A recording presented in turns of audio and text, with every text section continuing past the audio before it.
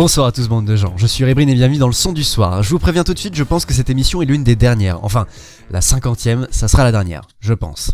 Parce que toutes les bonnes choses ont une fin.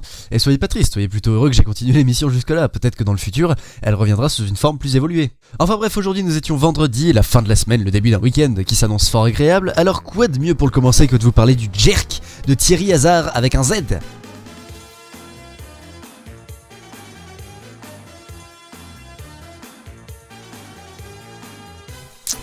Voilà, rien qu'avec ce début de morceau, sans même entendre les paroles, vous vous ambiancez déjà.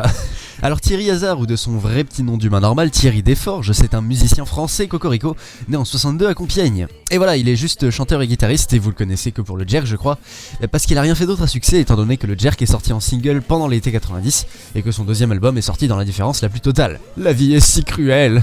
Voilà, ça c'était son résumé de carrière. En fait, il a juste vécu ce qu'on appelle de nos jours le syndrome tube de l'été, ou Star 80. Un seul morceau, un succès, et rien d'autre. Alors maintenant, les paroles de ce morceau, qu'est-ce qu'elles racontent ? Sérieusement, faut vraiment que je raconte de quoi ça parle ? Non mais ça sert à rien, vous comprenez tous, vous êtes pas complètement con. Oui voilà, alors voilà, moi je comprends pas l'histoire, voilà.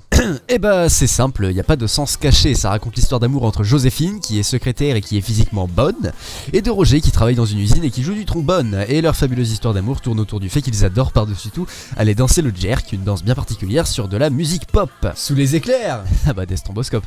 Cette danse d'ailleurs, le Jerk, c'est quoi ce truc ? Eh bien c'est un pas de danse tout simple apparu dans les années 60 aux États-Unis et qui en fait consiste en...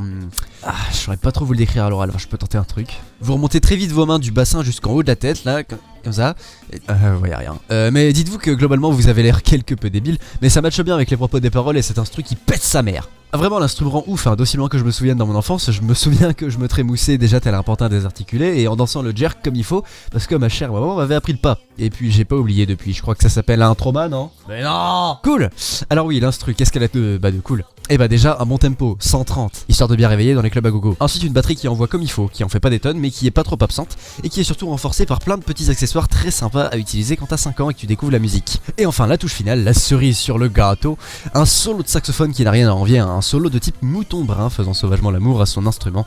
Et oui, cette blague est une private joke, je suis désolé cher auditeur extérieur à mon entourage proche, mais mes copains auront la ref. Mais vous qui ne l'avez pas, comprenez que ce fameux solo envoie du steak et qu'il est le bienvenu dans cette joyeuse soupe qui forme ce tube incontournable pour passer une bonne soirée alcoolisée. Wouh! Enfin bref, c'est sur cette recette que je vous laisse ce soir, je vous retrouve lundi si tout va bien pour la 47e émission du son du soir. D'ici là, vous pouvez toujours aller écouter les émissions que vous avez manquées sur cette chaîne et vous y abonner, ça fait toujours bien plaisir. D'ici là, éclatez-vous bien, passez un bon week-end et une bonne soirée. Musique!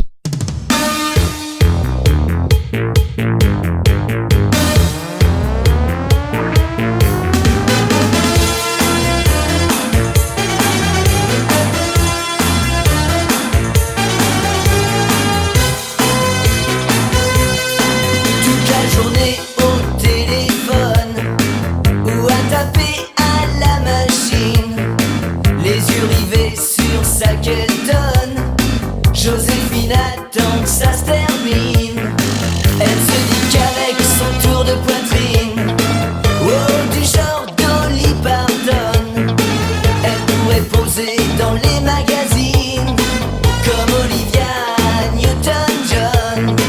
Quand Joséphine sort du bureau, elle passe aussitôt chez sa cousine Berthe. Ensemble